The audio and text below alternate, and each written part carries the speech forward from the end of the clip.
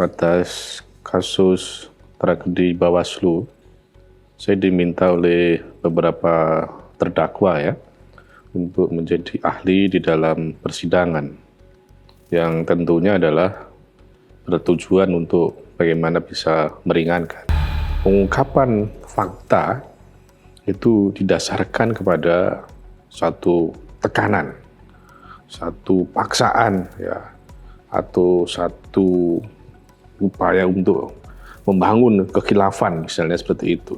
Model-model penyiksaan itu jelas tidak bisa ditolerir oleh hukum apapun. Apa yang dilakukan adalah bukan sebagai bentuk ya untuk menghasut atau misalnya makar pada pemerintah kan, tetapi adalah bagian dari kritik konstruktif dari seorang anak bangsa soal cerita disiksa di dalam penyidikan memang tidak terungkap secara ketika di ruang persidangan gitu ya. Hukum mestinya adalah imparsial, independen ya, tidak terkooptasi, tidak terpengaruh oleh faktor-faktor apapun.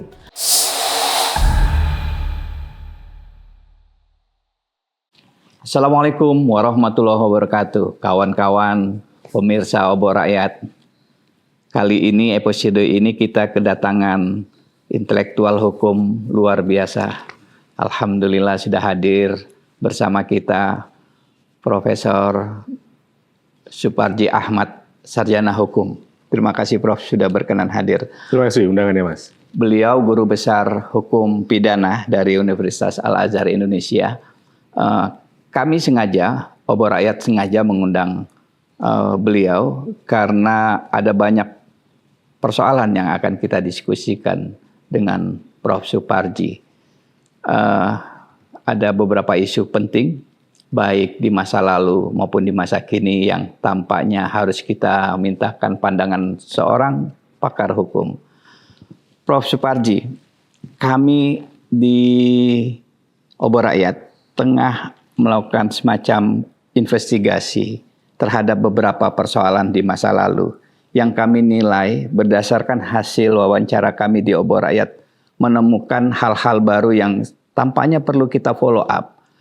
Dalam kasus tragedi di Bawaslu 2019 ketika banyak demonstran, ada ratusan demonstran yang ditangkap polisi, kami menemukan fakta yang mencengangkan. Ada banyak terdakwa dan terpidana yang ketika dalam proses penyidikan di polisi mengalami siksaan luar biasa. Kami sengaja mengundang Prof. Suparji karena kami tahu Prof. waktu itu menjadi saksi ahli di persidangan.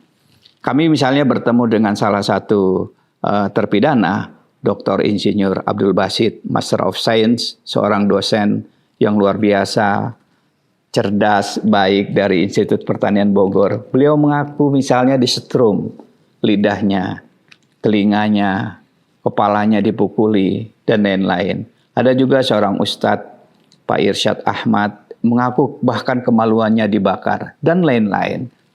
Nah, kami ingin meminta pandangan Anda, Prof. Bagaimana melihat fakta-fakta itu? Apakah itu sebuah pelanggaran hukum atau bagaimana? Ya, pertama bahwa memang betul ya, atas kasus tragedi Bawaslu, saya diminta oleh beberapa terdakwa ya untuk menjadi ahli di dalam persidangan yang tentunya adalah bertujuan untuk bagaimana bisa meringankan. Meskipun dalam koridor batas keilmuan kan, batas pengetahuan dan pengalaman yang objektif yang kemudian dikonstruksikan untuk bisa memberikan keringanan kepada seorang terdakwa atau tentunya diharapkan bisa membebaskan atau melepaskan dari dakwaan penuntut umum. Dan alhamdulillah bahwa para terdakwa beberapa tahun yang lalu setelah menjalani sebagai warga binaan akhirnya bisa keluar dan bebas, dan dalam proses penyidikan kemudian disampaikan oleh para terpidana ya atau mantan narapidana itu adanya perlakuan yang tidak semestinya, yang membakar atau kemudian menyetrum dan sebagainya. Nah, dalam perspektif hukum, maka tindakan tersebut adalah sangat-sangat dilarang, ya. Tidak boleh proses pengungkapan fakta itu didasarkan kepada satu tekanan, satu paksaan, ya, atau satu upaya untuk membangun kekhilafan, misalnya seperti itu. Bahwa dalam menyampaikan keterangan, baik seorang saksi, seorang tersangka, maupun ahli, tidak boleh berada dalam tekanan, tidak boleh dalam paksaan, baik secara fisik maupun psikis. Karena bahwa hal tersebut jelas melanggar hak asasi manusia dan sebetulnya juga menjadi kontraproduktif. Karena kalau tujuannya apa sebetulnya? Menyetrum, memaksa, apakah dalam rangka mengaku? Bahwa pengakuan kan bukan satu alat bukti.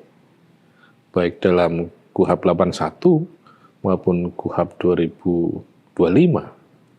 Sehingga kalau berorientasi pada pengakuan dengan cara menyiksa, itu pada satu sisi adalah melanggar HAM, pada sisi yang lain juga dapat dikualifikasi yang tidak memiliki relevansi.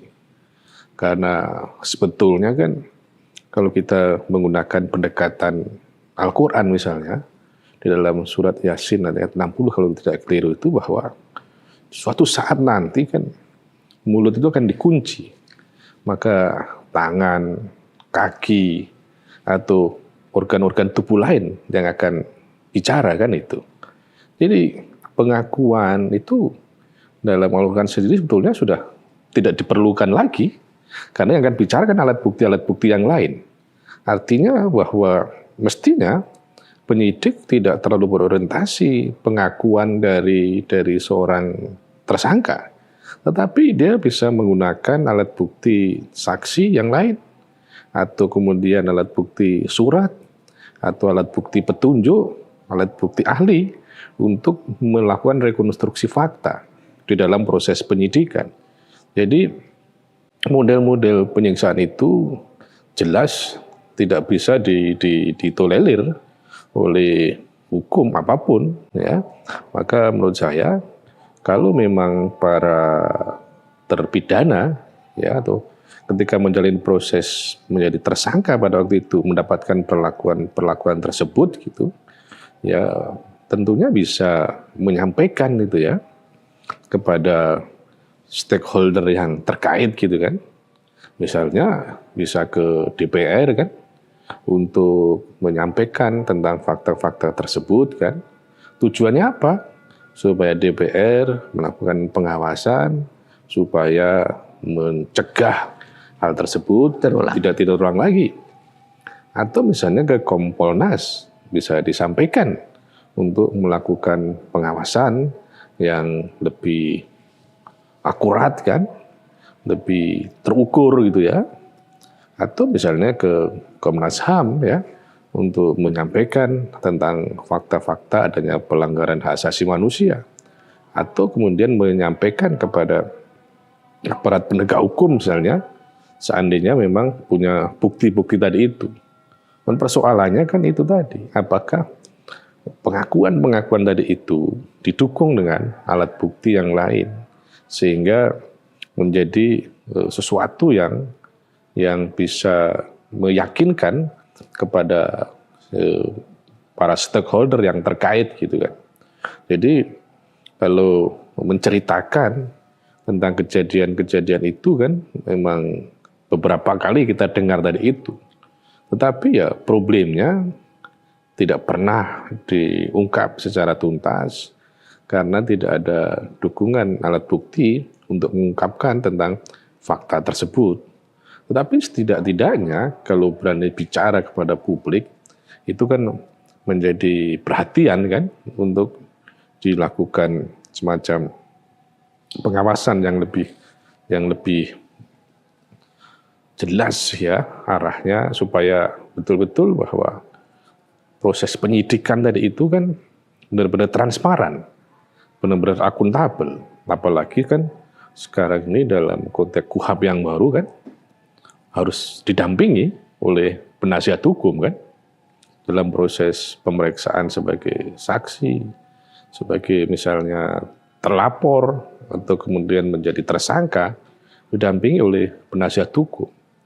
Bahkan harus semacam direkam secara jelas, misalnya ada CCTV, supaya hal tersebut menjadi tidak ada lagi pola-pola pengungkapan fakta dengan cara-cara yang melanggar asasi manusia.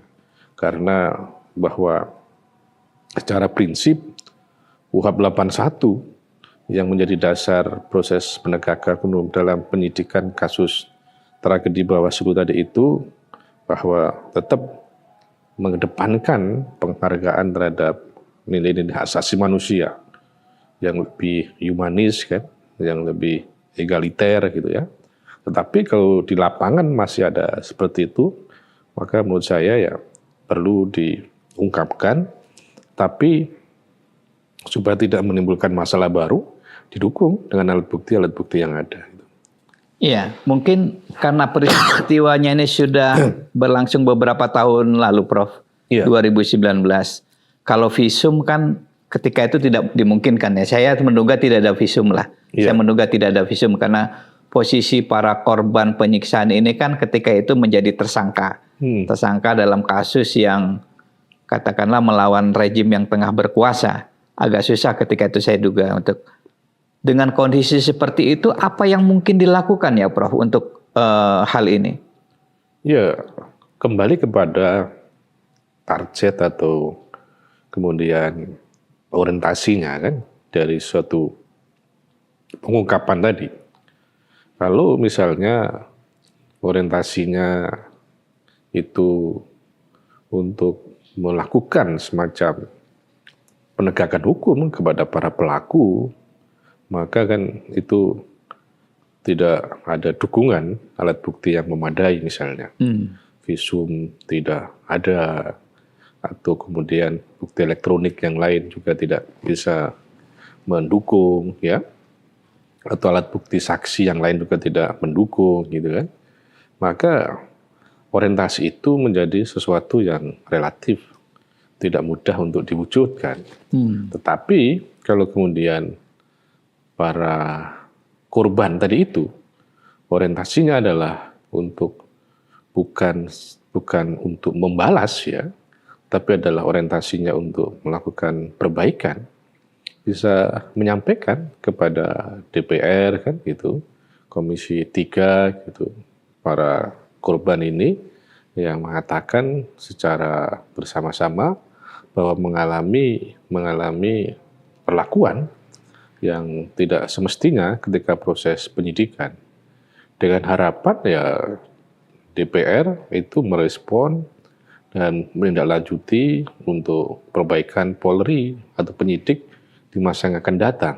Bahwa saya yakin bahwa pimpinan ya polisi, Kapolri dan jajarannya itu tidak memberikan ya metode penyidikan dengan pola seperti tadi itu. Iya. Tetapi mungkin itu reaksi karena situasi yang tidak mudah mendapatkan keterangan dari para saksi atau para tersangka pada waktu itu.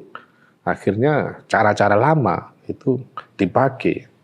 Cara-cara lama itu ya itu dengan memeriksa atau kemudian menyetrum. Kalau dulu katanya ya itu dengan rokok atau di sudut atau kemudian dengan meja gitu kan, kaki jempolnya diapakan gitu kan gitu. Nah itu semua itu kan satu narasi-narasi yang tidak pernah terbangun sebagai satu fakta. Maka sebetulnya kita juga kasihan kepada Polri secara institusional gitu loh. Kalau kemudian masih ada oknum-oknum penyidik seperti itu. Apalagi ini kan menjelang Hari Bayangkara ya. Iya, 1 Juli ya. Yang harapannya bahwa dijadikan momentum bagi Polri untuk melakukan reformasi secara struktural, kultural, maupun instrumental gitu kan. Karena suka tidak suka, mau tidak mau, Polri secara konstitusional adalah alat negara yang berarti kemudian harus ada di negara kesatuan Republik Indonesia tadi itu. Tinggal bagaimana kemauan dan kesadaran untuk berbenah dan senantiasa memperbaiki baik secara personal maupun secara institusional. Jadi menurut saya bahwa berbagai jalur bisa ditempuh dengan orientasi, dengan niat yang baik kan, untuk kemudian memperbaiki institusi Polri kan, supaya dalam proses menjalankan penyidikan tidak sesuai dengan hal tersebut. Dan kembali juga bahwa itu kan bisa merugikan secara institusional kalau muncul spekulasi, muncul asumsi, atau kemudian muncul semacam tuduhan-tuduhan seperti itu. Maka perlu dilakukan klarifikasi, perlu dilakukan satu penjernihan fakta ya, supaya tidak lagi muncul prejudice atau praduga yang tidak baik terhadap penyidik. Jadi bahwa pola pengawasan yang harus ditempuh perbaikan institusi tadi itu, dan ya kalau para korban tadi itu memiliki ya dukungan-dukungan fakta, bisa menyampaikan kepada berbagai institusi yang memiliki kewenangan, kompetensi untuk melakukan pengawasan gitu. Iya, iya. Prof, selain Pak Basit dan kawan-kawan, saya mendapat info valid ada satu korban penyiksaan, katakanlah demikian, yang walaupun saat itu belum divisum, tapi sampai saat ini membuat yang bersangkutan cacat permanen di lututnya. Nah, hanya kan kalau kita lihat dalam kacamata waktu sekarang, kita tidak bisa membuktikan selain dari pernyataan yang bersangkutan bahwa cacat permanennya itu adalah akibat penyiksaan polisi. Tapi ininya lututnya ini, dengkul lah, itu cacat permanen, sulit berjalan. Apakah itu hal seperti itu bisa dijadikan alat bukti yang cukup ya, tanpa visum? Ya belum cukup gitu kan. Oh, belum karena cukup ya. Bahwa alat bukti yang cukup, bukti permulaan ya, alat bukti dalam konteks KUHP itu kan cukup banyak diksi kan. Tapi kemudian dalam putusan MK 21 2014 itu bahwa kualifikasi bukti permulaan, alat bukti yang cukup itu adalah minimal 2 alat bukti, yaitu secara gradasi itu kan saksi kan, kemudian surat ya, kemudian keterangan ahli, kemudian petunjuk dan keterangan terdakwa kalau di dalam persidangan. Nah di dalam KUHP yang baru kan ditambah lagi misalnya dengan alat bukti elektronik, atau kemudian barang bukti, atau kemudian pengamatan hakim. Jadi kalau menyandarkan pada fakta tentang adanya cacat permanen di dengkul tadi itu untuk mengkualifikasi bahwa telah terjadinya suatu penyiksaan dalam proses penyidikan, maka belum dikategorikan cukup alat bukti gitu. Karena ya tidak ada saksi yang melihat, mendengar ya secara langsung Kecuali korban itu sendiri. Korban. Atau yang kedua, tidak ada misalnya bukti-bukti visum yang kemudian menyebabkan terjadinya keadaan tersebut atau kemudian kausalitasnya kan apakah seperti itu kan, karena ya kan bahwa hukum pidana kan harus dibangun sebuah kebenaran material, tidak bisa dengan kebenaran asumtif, imajinatif, apalagi kemudian hipotetis atau kemudian halusinatif kan. Maka harus material kan itu. Nah, pada sisi yang lain kan juga perlu misalnya analisis kan terhadap hasil rekam medis ya dari seorang ahli misalnya. Tapi poinnya adalah bahwa menyandarkan pada fakta, realitas tentang kondisi dengkul yang cacat permanen tadi itu tidak cukup alat bukti membuktikan bahwa telah terjadinya penyiksaan di dalam penyidikan. Bisa saja kemudian di-challenge dengan ya karena jatuh, kecelakaan di tempat lain. Tempat lain itu yang jadi masalah. Kalau misal maaf saya potong Prof. Ada teman satu sel dari korban yang mengetahui ketika sama-sama masuk dia kondisi dengkulnya masih baik. Kemudian setelah pemeriksaan kondisi dengkulnya cacat, itu bisa dikategorikan sebagai saksi yang cukup kuat nggak? Memang yang bersangkutan tentu tidak melihat prosesnya. Ya, karena kita tahu biasanya pemeriksaan itu dipisah-pisah kan. Itu kalau teman satu sel itu bisa dikategorikan saksi atau tidak cukup kuat juga? Ya, kalau kategori sebagai saksi bisa. Tetapi kan unus testis nullus testis kan, bahwa satu saksi dianggap bukan saksi kan. Dan kemudian yang jadi pertimbangan juga 1000 saksi pun juga hanya satu alat bukti berupa saksi.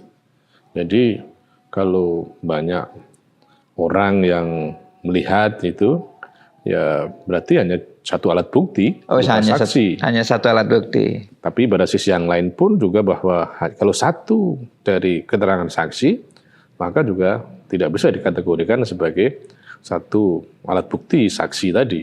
Didukung dengan alat bukti yang lain karena tergantung kan, misalnya taruhlah bahwa konstruksi pidana dianggap sebagai satu tindak pidana penganiayaan kan gitu. Ya berarti kan harus dilihat saksi-saksi yang lain kan untuk mendukung tentang itu, karena termasuk tindak pidana umum yang tentunya bahwa proses pembuktiannya kembali kepada alat bukti, termasuk kemudian bagaimana kualifikasi saksi, bagaimana tidak hanya seorang saksi, dan alat bukti tadi itu juga selain pada konstruksinya memenuhi syarat kuantitas, yaitu misalnya minimal 2 alat bukti, harus memenuhi kualifikasi kualitas tentang alat bukti.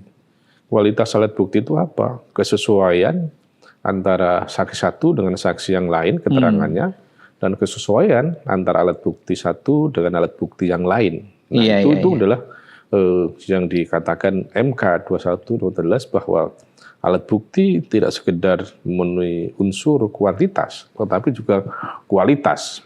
Kalau banyak saksi yang dihadirkan, tetapi kemudian tidak melihat tentang fakta yang diperiksa, ya berarti ya dia tidak memiliki kualifikasi sebagai saksi, atau dengan kata lain ya alat bukti saksinya menjadi tidak berkualitas. Atau misalnya bahwa tindak pidana penganiayaan, tetapi kemudian alat buktinya tidak terkait dengan tindak pidana penganiayaan, tetapi misalnya menggunakan surat-surat tentang yang di luar konteks perkara tadi itu, berarti surat tadi juga tidak memenuhi kualifikasi sebagai alat bukti surat. Jadi kesesuaian tentang alat bukti tadi itu menjadi satu ukuran yang absolut harus kemudian terpenuhi untuk menilai kualitas pembuktian tadi itu. Iya. Bisa saya simpulkan berarti walaupun begitu banyak kesaksian dan secara pribadi sebagai wartawan saya cukup meyakini fakta itu terjadi, tapi kalau secara formal agak susah ini kelihatannya ya. Bahwa kalau kita bicara keyakinan, itu kan bicara intuisi, bicara tentang tentang sikap kan itu. Tetapi bahwa keyakinan dalam konteks hukum pidana memang diperlukan. Tetapi keyakinan yang berdasarkan alat bukti. Gitu alat bukti yang cukup. Harus dibangun kan bahwa untuk bisa membangun sebuah keyakinan dalam konteks hukum pidana tadi harus didasarkan pada suatu alat bukti. Beda konteksnya misalnya kalau pendekatan religius, keyakinan kita kan bisa juga melihat konteksnya kan bagaimana keyakinan dalam konteks agama pun juga sebetulnya kan juga berdasarkan alat bukti. Iya, harus ada saksi. Antara misalnya kita meyakini adanya Allah kan, karena memang ada ayat-ayat Allah baik kauliyah dan kauniyah kan gitu. Artinya ya bahwa keyakinan yang kita bangun tadi itu harus betul-betul didasarkan dengan alat bukti gitu kan. Maka dalam hal hukum pidana pun juga bahwa keyakinan yang dimiliki misalnya seseorang gitu tidak bisa dijadikan patokan untuk membangun sebuah kebenaran kan gitu. Bahwa dalam mengambil sebuah putusan penyidik, penuntut umum atau kemudian hakim memang harus yakin, tidak boleh ragu-ragu. Hakim itu kalau mutus ragu-ragu harus ditinggalkan, harus yakin gitu. Tapi keyakinan yang dibentuk adalah keyakinan berdasarkan fakta persidangan yang didukung dengan alat bukti maupun barang bukti yang ada. Jadi kembali pada satu keyakinan yang dimiliki seseorang itu tidak bisa kemudian membangun sebuah kebenaran tentang fakta yang misalnya sedang diproses atau yang sedang dipersoalkan, harus didukung dengan alat bukti yang ada. Gitu. Iya. Tapi tadi kan kita di awal Prof sudah menjelaskan bahwa Prof sempat menjadi ahli yang diminta oleh terdakwa atau mungkin pengacara terdakwa tentunya. Nah, ketika bersaksi sebagai ahli itu, Prof Suparji mendengar info apa soal ini? Apakah sempat dalam obrolan sebelum sidang atau setelah sidang diceritakan juga, Prof, tentang penyiksaan? Ya, pada waktu itu kan situasinya COVID ya. Oh. Iya kan, 2019 ya. Jadi di Zoom kan. Daring ya? Daring kan persidangan. Oh, agak susah ya. Karena kalau tidak keliru kan sidangnya 2020 ya. Secara daring ya. Daring kan itu sehingga interaksinya kan menjadi terbatas. Kurang maksimal lah ya. Maksimal ya. Iya. Dan kita fokus pada pokok perkara yang disidangkan kan. Yang orientasi dari ahli adalah menerangkan kan, maka judulnya kan keterangan ahli, membuat terang benderang perkara kan, supaya misalnya penuntut umum apa yang disampaikan itu bisa diimbangi dalam perspektif pengetahuan dan keilmuan yang disampaikan oleh ahli, yang harapannya adalah misalnya hakim lah yang akan menilai tentang keterangan yang disampaikan oleh ahli, bahwa pada waktu itu ya punya satu tujuan ya, supaya tidak terpenuhi unsur-unsur deliknya kan dari perbuatan yang dilakukan oleh para terdakwa. Apa yang dilakukan kan bukan menghasut, bukan memfitnah, tetapi adalah satu bentuk ekspresi bagian dari demokrasi, ekspresi demokrasi. Tetapi memang ini yang harus dibangun kan, misalnya obor rakyat itu mampu memadukan bahwa negara kita adalah negara hukum yang demokratis, karena hukum tanpa demokrasi bisa menjadi otoriter kan atas nama hukum. Tetapi kalau demokrasi tanpa hukum bisa menjadi anarki. Karena apa? Karena terlalu banyaknya kebebasan yang tidak dibingkai oleh hukum. Maka hukum dan demokrasi harus beriringan dengan baik ya, bahwa hukum adalah memandu dan mengawal demokrasi, tetapi bahwa demokrasi yang kita bangun adalah, maksudnya demokrasi yang kita bangun berdasarkan hukum, sebaliknya hukum yang dibangun adalah berdasarkan demokrasi. Karena itu kan bagian penting dari konstitusi kita, pasal 1, ayat 1, ayat 3 kan, pasal 1 ayat 1 bicara tentang demokrasi kan, pasal 1 ayat 3 bicara tentang negara hukum. Maka dalam satu pasal tadi itu, meskipun beda ayat kan, menunjukkan bahwa antara hukum dan demokrasi adalah memiliki kaitan yang erat kan itu. Maka untuk itu bahwa pedoman atau narasi yang disampaikan dalam persidangan itu, bahwa apa yang dilakukan adalah bukan sebagai bentuk ya untuk menghasut atau misalnya makar pada pemerintah kan, tetapi adalah bagian dari kritik konstruktif dari seorang anak bangsa yang dilindungi dalam forum dalam demokrasi dan dalam konstitusi. Nah, mestinya tidak dilakukan tindakan-tindakan represif pada waktu itu. Tetapi ya hakim mungkin saja punya pertimbangan yang lain dan putusannya sebagaimana yang telah kita ketahui bersama. Tapi kembali kepada poin bahwa soal cerita disiksa di dalam penyidikan memang tidak terungkap secara ketika di ruang komprehensif persidangan gitu ya. itu ya. Tapi kita adalah fokus pada bagaimana untuk mengeliminasi pemenuhan unsur-unsur di dalam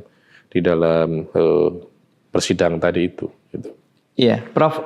Saya setuju dengan Prof. bahwa hukum tanpa demokrasi akan menjadi otoriter, Iya. demokrasi tanpa hukum akan menjadi anarki. Tapi kita sebetulnya kan juga mungkin Prof. sepakat dengan saya bahwa penegakan hukum pada setiap rejim apapun itu kan tidak berada di ruang kosong, Prof. Iya. Ya kan, bahwa tentu saja mudah-mudahan Prof. sepakat dengan saya, tentu saja tetap ada muatan-muatan politis yang tergantung pada konteks penguasa ketika itu. Nah, kita tahu bahwa para terdakwa ini kan ketika itu mengkritik sebut saja Pak Jokowi yang akan memasuki periode kedua. Nah, tentu saja Prof tadi kan sudah bersaksi sebagai ahli meringankan para terdakwa bahwa sebetulnya aktivitas para terdakwa ini, kalau saya tidak salah membaca ya Prof, itu adalah kegiatan-kegiatan demokrasi yang diakui dalam demokrasi yang seharusnya tidak bisa dipidana. Nah, Prof menganggap bahwa kemudian gagasan Prof itu tidak diterima oleh hakim. Iya, karena bahwa hakim kan kembali pada alat bukti yang diungkapkan oleh penuntut umum dan kembali kepada keyakinan kan itu. Karena memang keterangan ahli itu kan tidak mengikat bagi hakim. Oh, tidak mengikat ya. Tidak mengikat bagi hakim. Iya. Yang mengikat bagi hakim ya keyakinannya berdasarkan alat bukti yang ada, bahwa kalau kita explore lebih jauh kan, maka pada dasarnya peristiwa yang terjadi pada waktu itu kan memang syarat dengan nuansa politik kan itu. Iya. Karena memang hukum tidak berada dalam ruang hampa. Banyak yang mempengaruhi kan. Iya. Baik politik, ekonomi, sosial dan lain sebagainya. Iya. Dan hukum kan memang produk politik kan.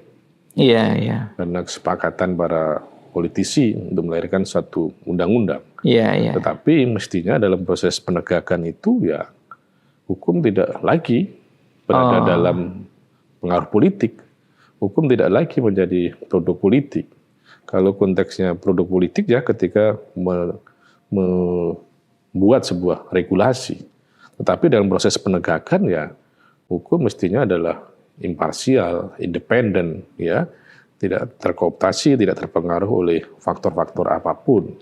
Tapi ya imunitas hukum ya kadang-kadang kan terdegradasi.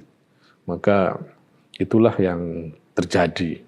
Maka saya sangat setuju ya dengan kalimat guru besar saya Prof. Irman itu, bahwa hukum itu kadang jatuh, kadang miring, kadang rubuh, kadang roboh, dan kadang tidak tegak. Tugas kita untuk menegakkan hukum itu.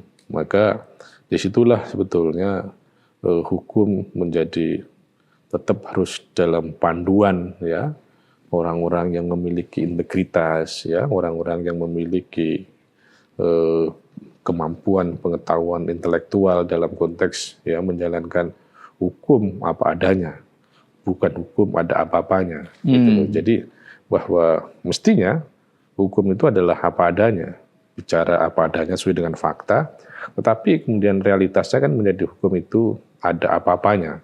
karena faktor pengaruh kekuasaan, faktor politik, dan itulah yang kemudian akhirnya menimbulkan salah paham di masyarakat, ya karena pahamnya yang salah kan itu. Karena akhirnya kan terjadi perbedaan pandangan dan pendapat karena batu ujinya adalah batu uji yang tidak sama, sudut pandangnya adalah berbeda.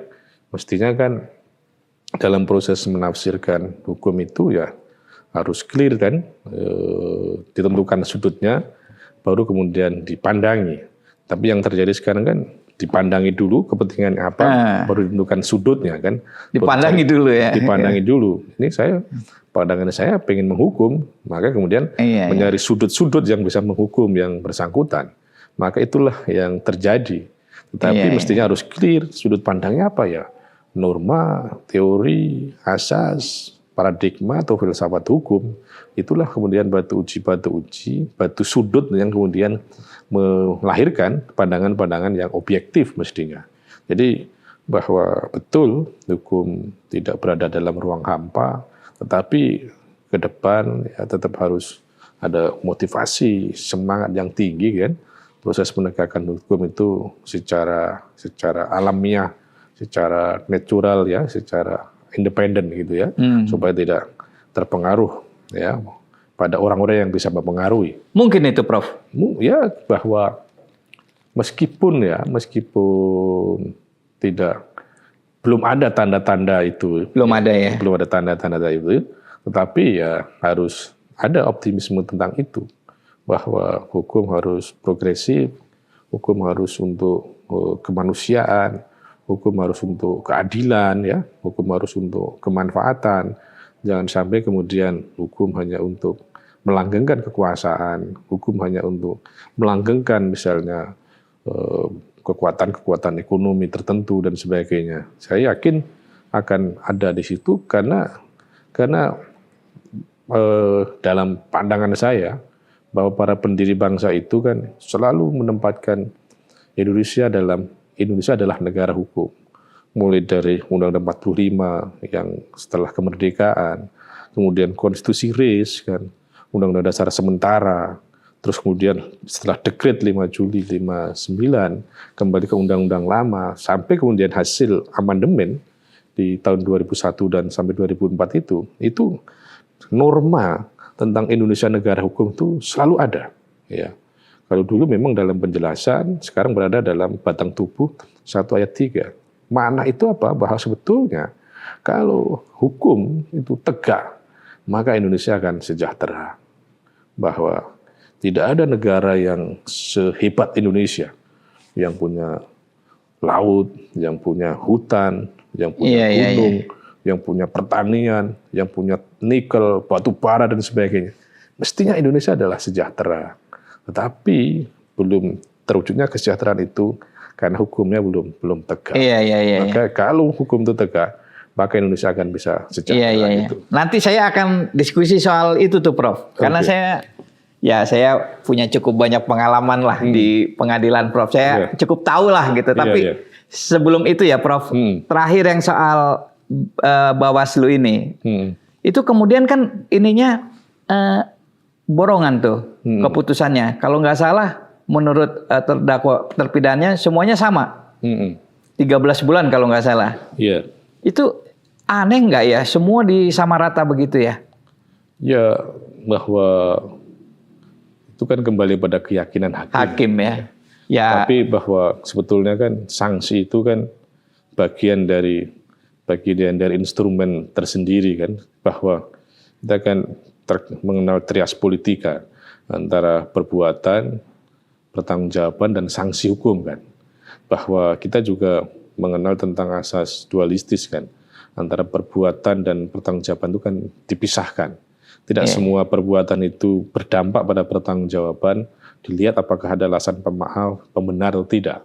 Nah, soal sanksi hukum yang mengeneralisir antara satu dengan yang lainnya, ya kita mengacu pada res judicatoir bahwa putusan pengadilan harus dianggap benar ya. Oh, harus dianggap benar. Harus dianggap benar kan, itu asas yang universal kan, selama belum dikoreksi oleh putusan selanjutnya.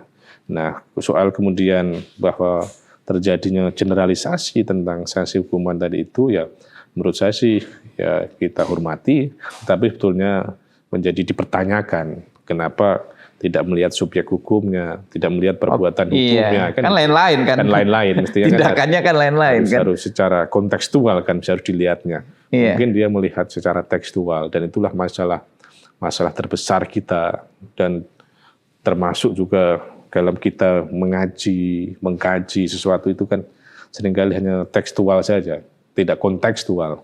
Maka dalam ini misalnya bisa juga dipandang bahwa mungkin ya secara tekstual ada bukti dianggap bersalah, tetapi secara kontekstual tidak melihat bagaimana motivasi masing-masing melakukan tadi itu. Gitu. Iya. Prof, ini tema lain, Prof. Obor Rakyat juga sekarang tengah melakukan in-depth reporting atau katakanlah investigasi di kasus lama. Kasus tragedi kemanusiaan di KM 50. Ada 6 orang laskar FPI yang meninggal dunia di sana. Kami sudah mewawancarai beberapa pihak dari versi FPI. Kalau dari versi Polri, kami sudah mendengarkan ulang press conference Polda ketika itu, dan kami cek ulang kepada pihak FPI sekarang berbeda.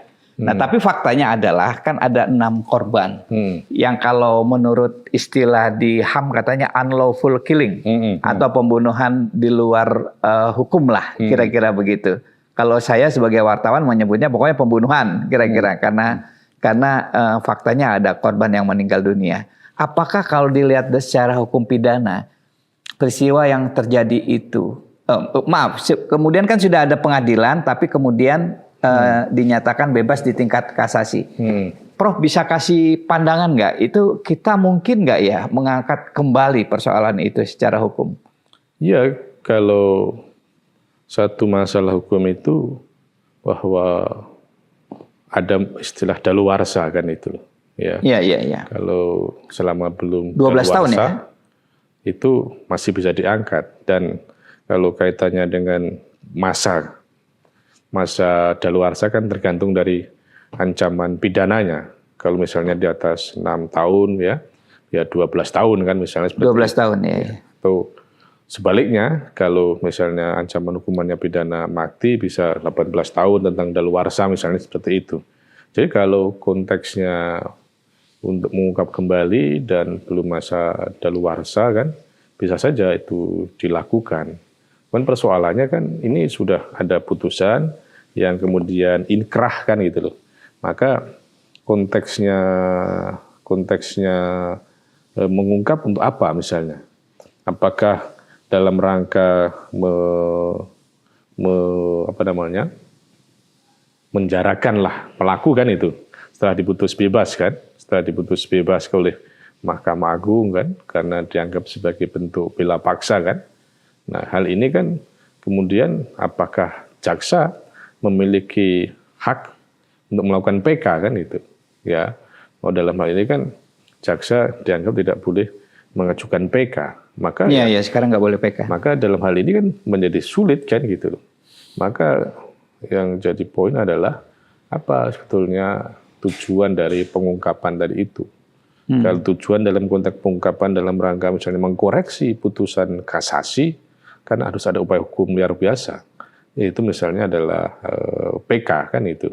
Nah, dalam hal ini kan jaksa tidak ada ruang untuk mengajukan PK itu, karena ya upaya hukum luar biasa ini kepada terpidana atau misalnya kepada ahli warisnya kan gitu. Ini kan dulu misalnya sejarahnya kan kalau PK itu kan ada Senkankarta yang divonis perampokan di penjara, kemudian ada orang yang mengaku bahwa saya lah yang kemudian merampok, membunuh korban ini. Mungkin akhirnya kan kemudian dia speak up, dia bicara, dan kemudian Senkankarta dibebaskan karena bukan pelakunya. Nah, itu kan bagi kepentingan terpidana kan. Nah, tapi ini kan konteksnya bahwa terpidana sudah bebas kan, dan kemudian yang bermaksud mengungkap adalah korban kan, korban yang dalam hal ini sebetulnya korban kan diwakili oleh jaksa kan, karena dilakukan penyidikan, dilakukan penuntutan, korban ketika dalam persidangan kan diwakili oleh jaksa. Maka apakah jaksa memiliki otoritas melakukan PK kan menjadi masalah secara hukum acara. Tetapi kalau kemudian membuat misalnya cara yang lain gitu ya, bahwa pengungkapan tadi itu tidak dalam rangka sekedar menghukum kepada para terpidana yang sudah bebas tadi itu, tetapi adalah dalam rangka mengungkap tentang fakta-fakta yang sebenarnya, itu perlu dapat juga untuk kemudian dilakukan. Karena sekali lagi bahwa proses hukum itu kan harus memperhatikan aspek substansi, prosedur, dan kewenangan kan gitu. Substansi, prosedur, dan kewenangan. Ibaratnya kita orang sholat kan juga begitu, harus memperhatikan aspek substansi, prosedur, dan kewenangan. Substansi kita mau sholat maghrib misalnya, tetapi baru jam 3, kan tidak benar secara prosedural kan, yang menjadi tidak sah kan sholat maghribnya. Atau kemudian secara substansi niat maghrib sudah masuk waktu, tapi kemudian sholat jamaah, tetapi yang memimpin misalnya perempuan. Nah itu kan menjadi tidak benar, karena dipimpin oleh orang yang tidak berwenang. Maka untuk itu, baik agama maupun penegakan hukum kan mengajarkan salah satu persoalan itu tidak hanya dalam perspektif ya aspek substansi saja, bahwa niat yang baik harus dengan cara yang baik dan dilakukan oleh orang yang berwenang atau orang yang baik. Maka untuk itu kembali pada teknis hukum acara. Kalau orientasinya adalah untuk kemudian menghukum kepada para pelaku, ya bagaimana representasi dari jaksa. Maka dalam hal ini ya para korban ini yang kemudian memiliki alat bukti bisa kemudian menyampaikan kepada jaksa penuntut umum misalnya, untuk misalnya dicarikan celah apakah memungkinkan mengajukan PK misalnya seperti itu. Nah, ikhtiar-ikhtiar seperti itu saya kira menjadi relevan, menjadi penting kan sebagai satu proses pembelajaran supaya ke depan itu tidak terulang lagi, dan proses penegakan hukum itu harus tuntas gitu kan, harus sesuai dengan fakta yang sebenarnya dan kemudian didasarkan pada akuntabilitas yang jelas gitu loh. Iya. Ini kalau saya berdiskusi dengan pihak pengacaranya, Prof, justru bebasnya 2 orang terdakwa itu mereka mensyukuri, karena dengan alasan mereka berkeyakinan bahwa 2 terdakwa yang dibebaskan oleh MA memang layak dibebaskan karena mereka bukan pelaku. Jadi kalau diadili lagi kan tidak menabrak azas nebis in idem. Jadi harus dicari pelaku yang lain. Ya kalau konteksnya itu bisa bahwa kemudian bisa ya, bahwa berarti kan tidak menyasar kepada 2 objek yang sama, pada subjek yang sama. Subjek yang sama.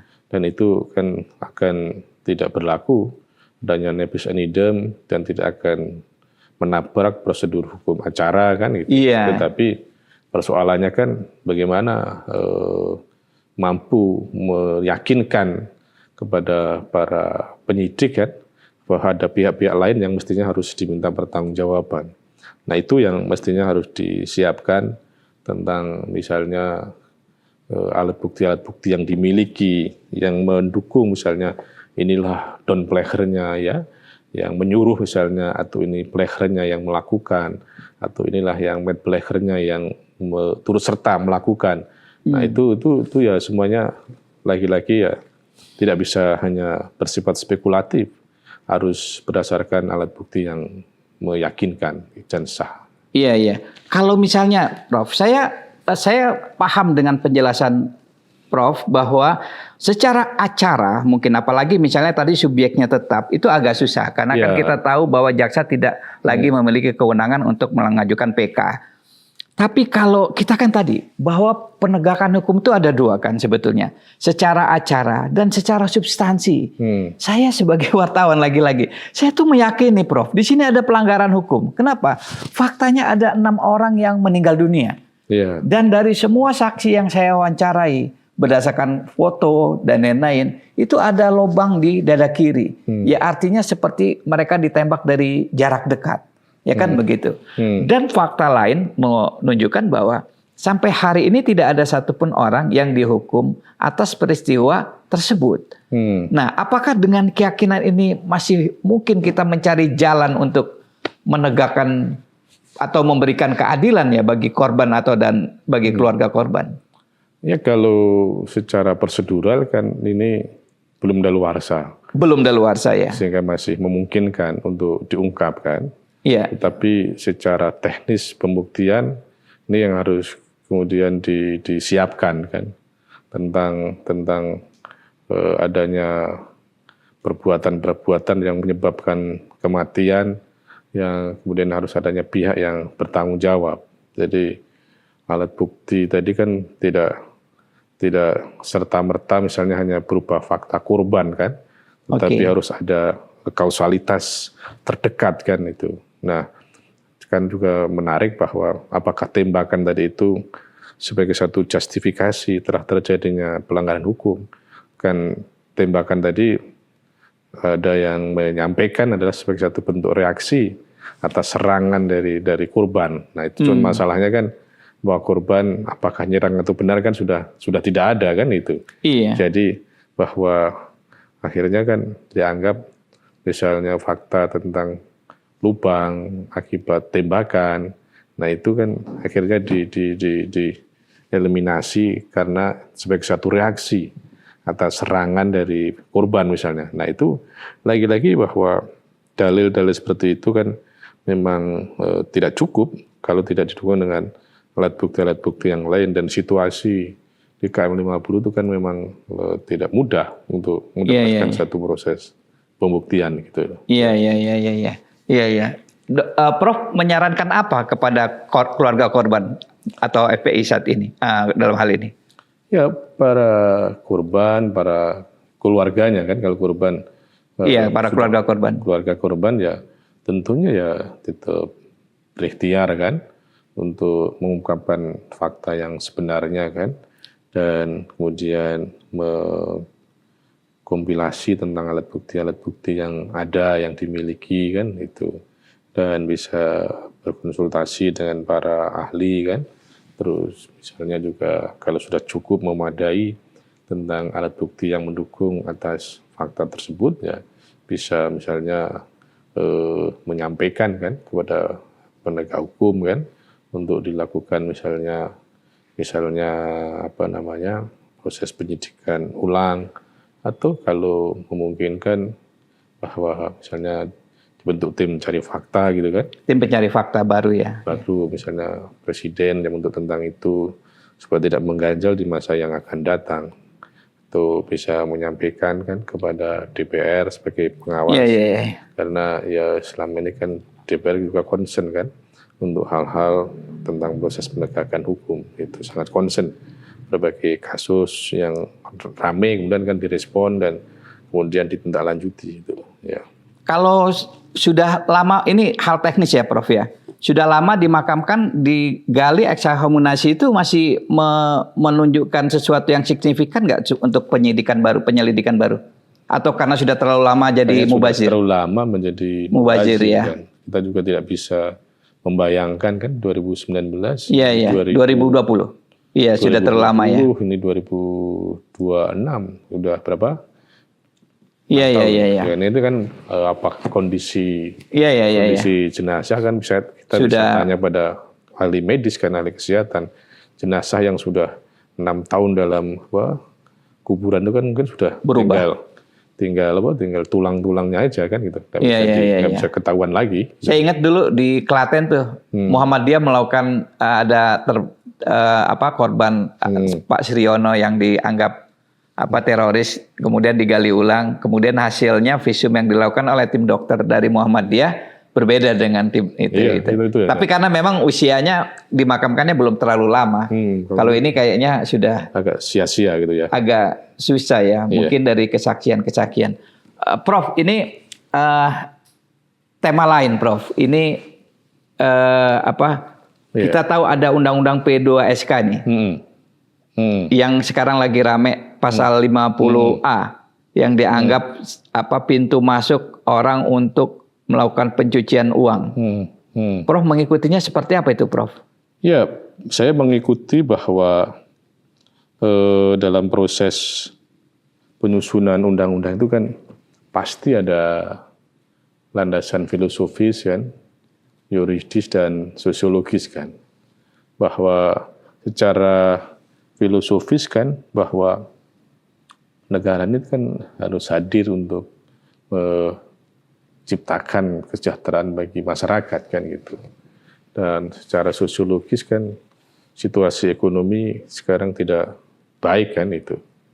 Maka kemudian muncullah norma tadi itu yang kemudian orang secara populis kan membeli instrumen Patriot Bond kan, atau merah putih bond kan itu, yang kemudian bagi yang membeli itu akan dibebaskan kan dari tuntutan hukum, baik pidana pajak umum, pidana pajak, pidana khusus misalnya, atau dari perdata, bahwa kalimat atau norma tersebut kan sebagai satu bentuk insentif non fiskal, ya, sebagai salah satu bentuk untuk mendorong kan supaya mau berinvestasi, bahwa investasi itu kan tidak hanya bersandar pada insentif fiskal, apakah tax holiday atau penundaan pajak ya, tapi juga bisa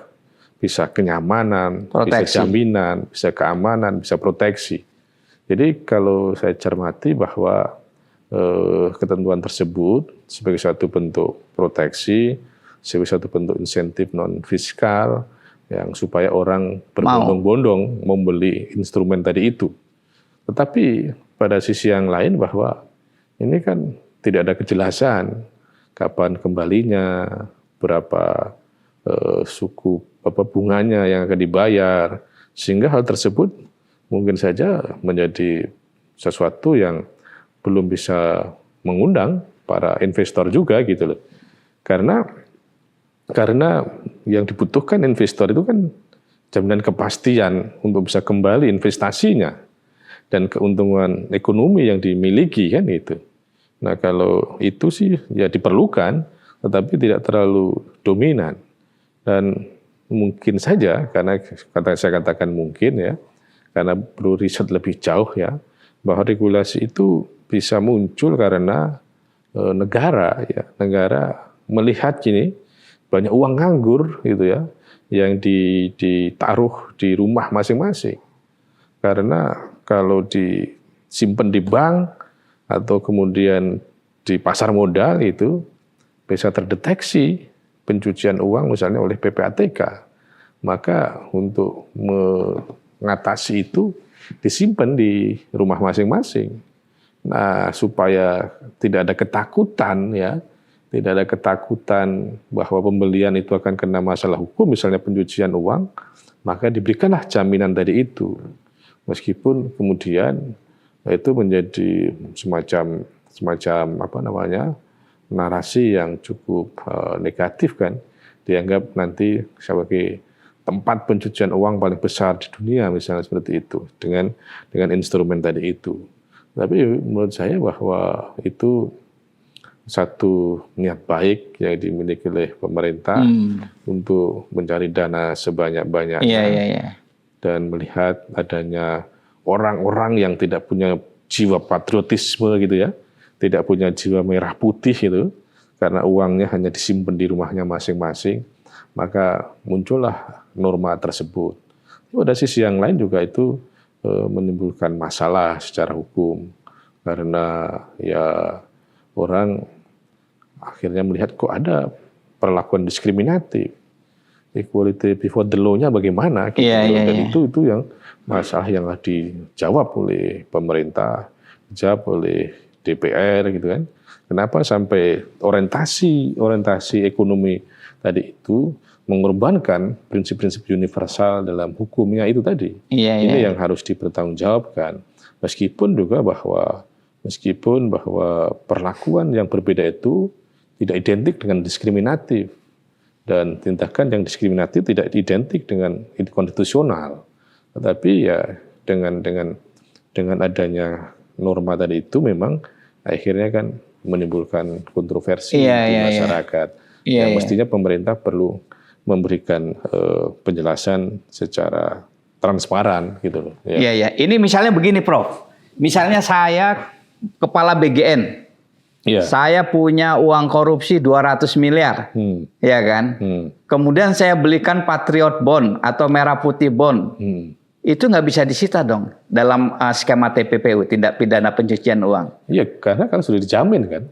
Dijamin tidak. Itu problem. Menurut saya itu problem kan. Mungkin kalau orang cerita, tapi kalau dikasih contoh, misalnya mantan kepala BGN yang mencuri uang berapa ratus miliar, uangnya dipakai untuk beli Patriot Bond dan Merah Putih Bond, by law, oleh undang-undang, dinyatakan itu tidak bisa disita oleh negara. Ya, karena akan dilindungi kan, negara menjamin. Kan? Menjamin. Ya. Itu problem nggak itu, Prof? Ya problem karena satu sisi bahwa itu bukan uang yang halal kan, hasil tindak pidana kan, dan pada sisi yang lain yang dikhawatirkan lebih jauh dari itu bisa menjadi semacam justifikasi harta yang lain menjadi sah. Nah itu, jadi tidak hanya terbatas misalnya 200 miliarnya. Bagaimana nasib yang lainnya gitu loh. Yang paling dikhawatirkan adalah bahwa ketika kemudian sudah punya jiwa patriotisme yang tinggi itu, akhirnya yang lain pun juga dianggap benar gitu loh. Itu dilemanya gitu. Dan itu akan mengundang reaksi yang saya kira cukup beragam, dan ada kemungkinan bahwa ini ada advokat atau warga negara yang di Mahkamah Konstitusi. Silahkan saja diuji dan nanti biarkan MK yang menilai apakah norma ini konstitusional atau tidak gitu loh. Ya. Ini kalau menurut Prof, ini kalau diuji JR ini akan diterima MK atau lolos ya ini? Ya menurut saya sih 9 hakim MK akan seperti apa ini pandangan Prof? Ada potensi bahwa ini nanti bisa dianggap sebagai open legal policy. Ya, artinya apa itu? Artinya bahwa ini kebijakan terbuka yang bisa dibuat oleh pemerintah bersama DPR gitu loh. Karena ini situasi yang butuh uang, butuh dana gitu loh. Akhirnya ya itu dibuatlah norma seperti tadi itu. Pada sisi yang lain juga bahwa kemudian MK kan juga sudah punya dalil kan bahwa perlakuan yang berbeda itu kan tidak selalu identik dengan diskriminasi. Tapi ya menurut saya kan bagaimana meyakinkan kepada publik kan bahwa ini sebetulnya satu pola pendekatan ya kapitalisasi ya investasi, tapi ya kemudian akhirnya menggunakan pendekatan yang sesuai dengan asas-asas hukum. Saya kira ini para koruptor yang menyimpan uang banyak ini, Prof, bersyukur ini, ya kan, dengan adanya undang-undang ini. Gampang kan, bisa tinggal. Ya, saya berharap sebetulnya gini, bahwa kemudian mereka investasi kan gitu kan, terus kemudian akhirnya norma itu dibatalkan, nah mereka jadi jebakan Batman kan gitu. Ya mereka. Meskipun nanti akan bertentangan dengan asas retroaktif kan, misalnya seandainya diputuskan kan, oh ternyata nggak benar norma ini oleh MK, sehingga kemudian orang yang sudah terlanjur masuk akhirnya diproses hukum gitu kan itu. Bisa begitu juga ya? Ya itu akan jadi perdebatan apakah putusan MK itu bisa menganulir atau kemudian hanya berlaku yang akan datang. Yang akan datang, tidak berlaku surut. Baiklah, Prof, kawan-kawan, kita sudah berdiskusi banyak dengan Profesor ahli hukum pidana kita. Tadi beliau di awal mengatakan satu dalil dalam Al-Quran yang saya sepakat. Ketika terutama dalam kasus Bawaslu dan KM 50 yang tadi menurut Prof agak sulit sebetulnya. Tapi tadi beliau menyampaikan satu kalimat yang dalam bahasa Quran itu disebut sebagai al-yauma nahtimu ala afwahihim wa tukallimuna aydihim wa tashhadu arjuluhum bima kanu yaksibun. Akan datang suatu masa ketika yang berkata itu bukan lagi mulut kita, tapi tangan dan kaki. Mudah-mudahan mereka lah yang akan bersaksi nanti di kelak di hari pengadilan yang hakiki. Terima kasih Prof sudah hadir. Wassalamualaikum warahmatullahi wabarakatuh. Waalaikumsalam.